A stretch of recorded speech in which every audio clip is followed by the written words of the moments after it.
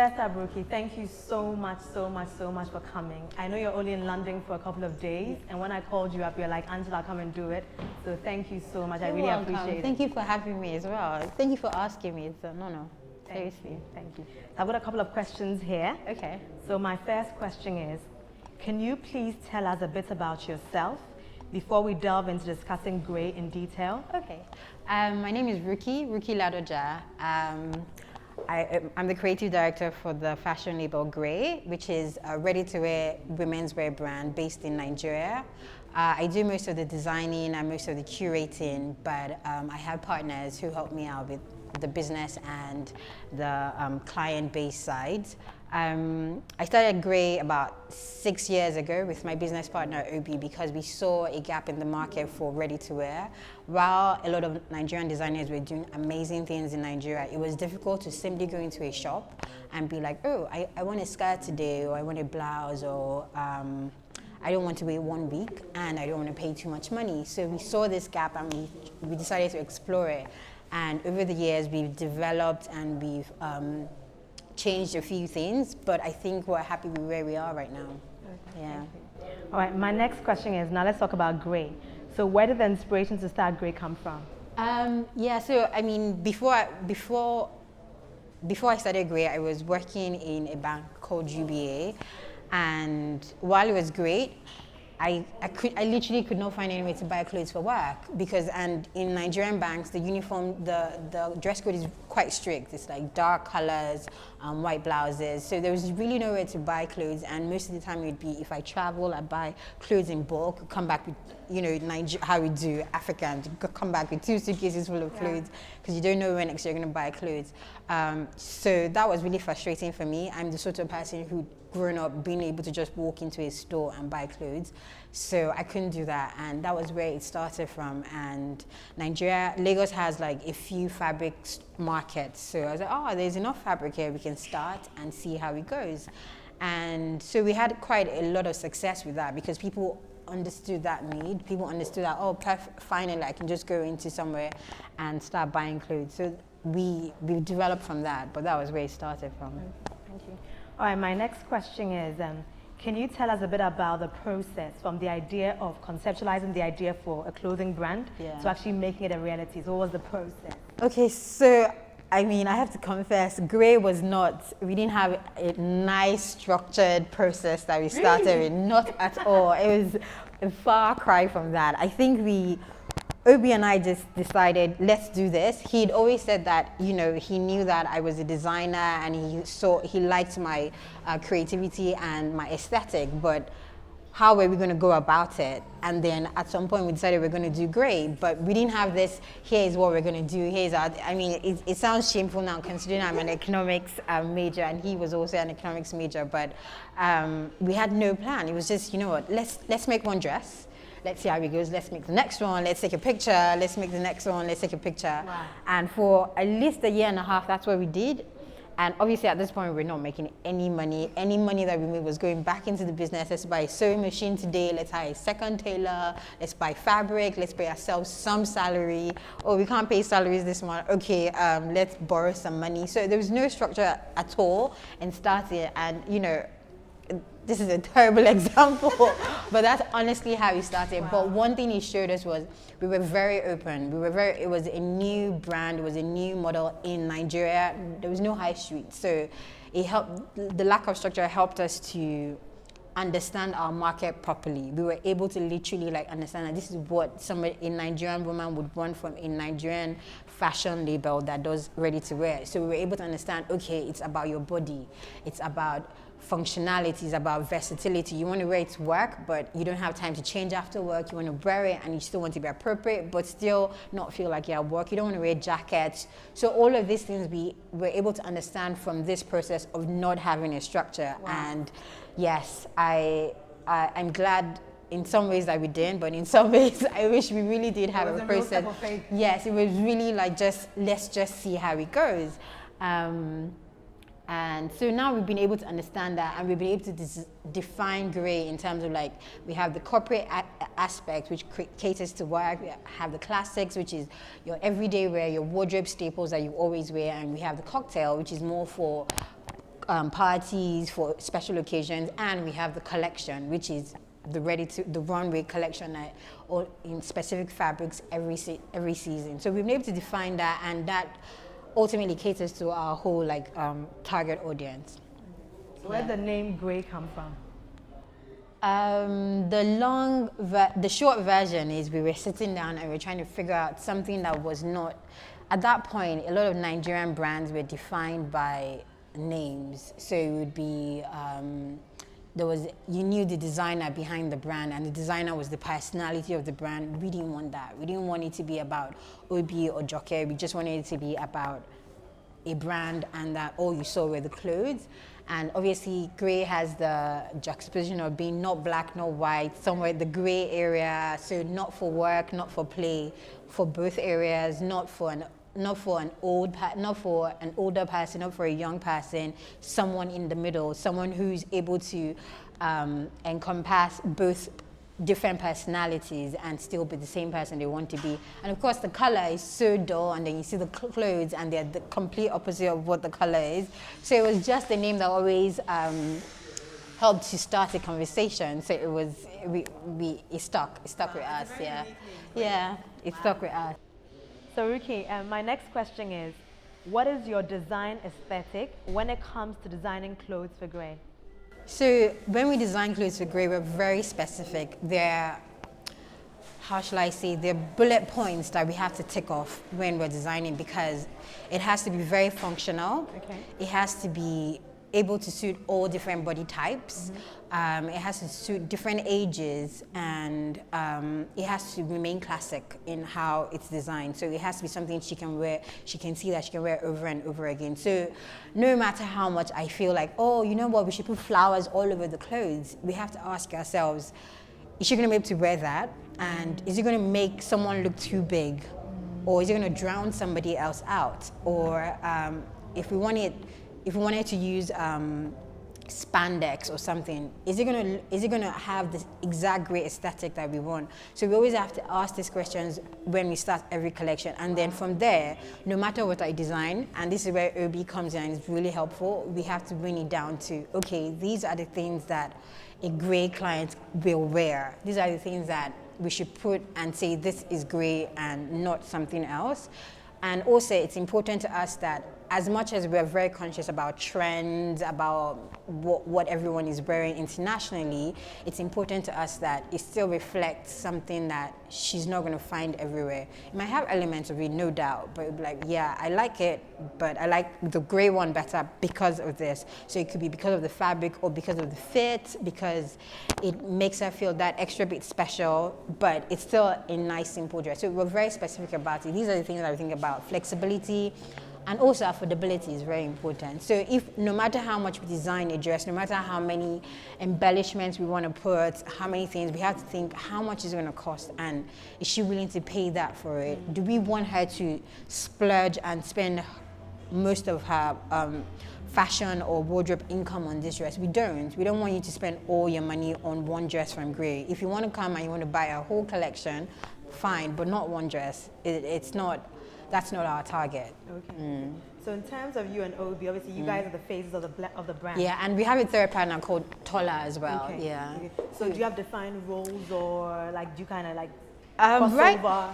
Right now, yes, we do. I'm the creative director. I have the final say. Okay. But he's almost like my editor. He edits what I do because he's my voice of reason, and so is Tola as well. Tola sometimes might be like, look, that's too similar to another designer, and then I have to take that in because it's really important that we're honest with each other. And the same thing with Obi is like, the woman that I know will not wear this. Like, she might like it, but she will not. She will look at it and say, where am I going to wear it to? So they're my voice of reason when sometimes I go too far into the creative side. They'll be like, really come back and let's make clothes for who we want to make clothes for. Yeah. Wow. Because I know, like, in terms of partnerships, it don't always work, but somehow your partnerships, it works. I mean, we're really good friends, first of all.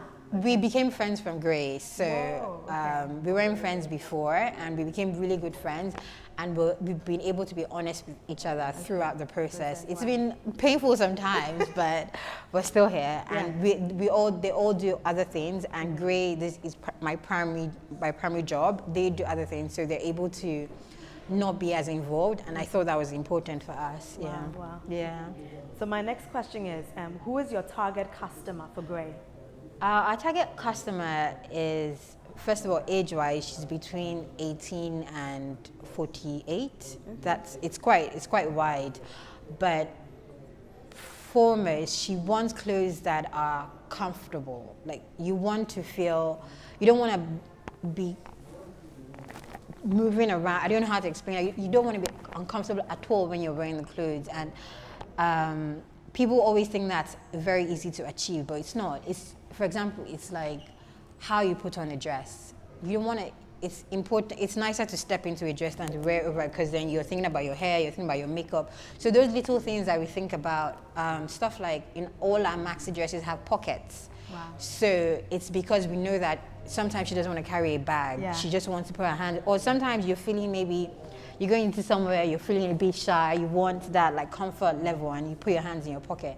So we're looking for the woman who, she's very conscious about fashion, but she likes to spend on wardrobe staples, things she will wear over and over, regardless of season, regardless of where she is in the world.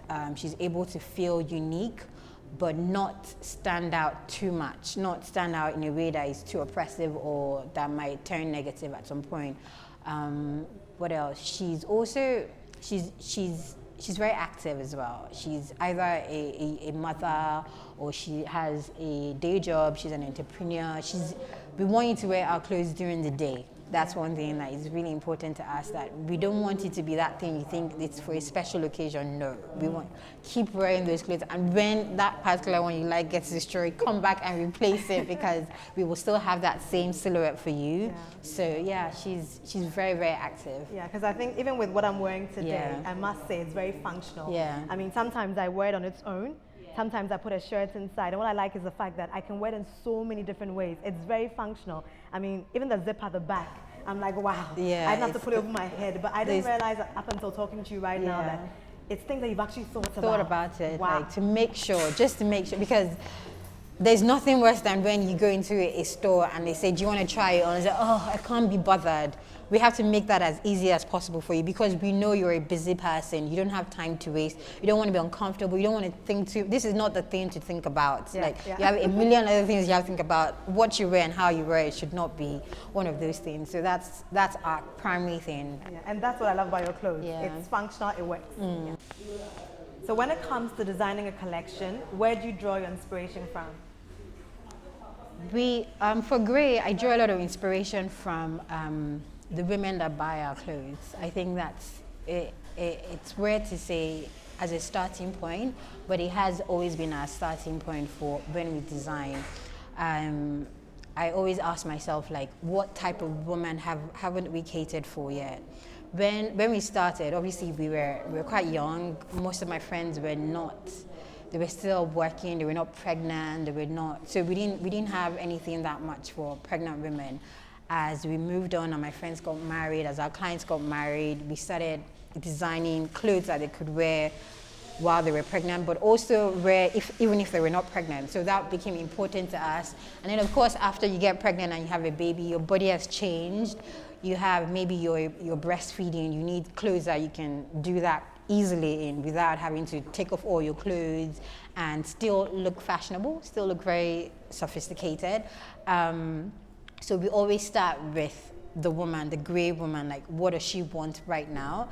And then we go into last collection is there's always the part that I'm able to keep, while that Obi doesn't take away from me, is my personal stories, infusing my personal stories into our design. So I will always go back to my experiences and use that into the collection, and use that to create our prints, use that to create our woven fabrics, use that to tell a story and tie it all together, like a story of imperfection most of the time, because women in all our amazingness, we always have flaws, and so that always inspires my collections. Okay. All right. And to prepare for today's interview, I did a lot of research on you. I mean, Google was my friend. I went on YouTube, researched everything. Yeah. There was a particular interview you granted, and they asked you, like, how do you describe yourself? You were like, you're not a fashion designer, you're a creative designer. And I think you also said you're a fashion curator. Yes. So what's the difference? Like, I was very intrigued by that. Yeah, so I mean, that's what I was trying to explain to you, that when it comes to grey as a specific thing, we try as much as possible to take our personal selves out of it. A lot of designers, when you're designing, you have to put yourselves as much as possible into it, because it's your vision, it's you, you're telling you're pouring out your heart into these designs. I have to reel that back in. I have to be like, this is my design, but then now I have to make sure that other people can wear it. So, you wanted to put like a 20-inch sleeve here, take that back and maybe make it 10 inches so that other people can wear it. So that phrase, so that other people can wear it, is very predominant in how we come to our final collections. Other people can wear it. So that's why I call myself a curator, because after I finish designing, I have to then curate what people can actually wear, as opposed to I just made this because I thought it was beautiful. Of course, we do bits and pieces of that, and you'll see that on the runway, but what we sell, what we push out in terms of commercial value is more curated. And the same thing with being a fashion director creative director is I have to be about that. I have to remember that I'm not the only woman wearing this. I want 100,000 women to wear this dress this season, so she needs to be able to see that she can wear it. So yeah, I always think about that on a daily basis. Wow. Yeah. Okay. When I look at your clothes, you know, when I think about African design or African clothes, I think about prints. I think about Ankara. But I remember when I first saw your clothes, I was like, I mean, I'm a prince queen. Anybody who knows me knows that I love my prints. But I noticed that, okay, grey clothes, there's no print, but still, I hear Africa screaming in your clothes. Yeah. So my thing is that how have you been able to get like people in Nigeria, or even people like myself, you know, who lives in London, to actually buy, who are really into prints, to actually buy into your clothes? Because it's like, you pay homage to Africa, but without screaming print in our faces. So how have you been able to do that? I guess that's where my God-given talent comes into grey. I mean, I don't know how to put that into words. I just know that when I first started designing, I used African fabric every single day. It was because I was in London, and when I moved back to Nigeria, I was sort of tired of using African fabric, but I still wanted that to be reflected in my clothes. Color is one of those things that Africans everywhere you love. The moment you see color, you're like, I want that, I want that, I want that. Like, the brighter, the better. So Africans are always still able to relate to that part of grey, and grey color is one of our big things. So we're able to put that continuously into our grey clothes. And of course, our techniques, even in the fabric that are not African, are derived from our African experiences, how fabric is woven in Nigeria, which is the original indigenous fabric, and then we try and put that into how we develop the prints for these clothes that we're wearing as well. So we always try and infuse it somehow, but I know that I subconsciously try not to use African fabric. But if it does come to African fabric, I'm not going to say no. It's not I definitely do not want African fabric. It's just I haven't come full circle back to African fabric, but I feel like I'm slowly getting there, slowly going back. This collection everyone thinks is Ankara, everyone thinks is, So I have to be like, no, it's jacquard, it's jacquard weave, but it's fine. If you like it because that's what it looks like, I'm not mad, I'm happy.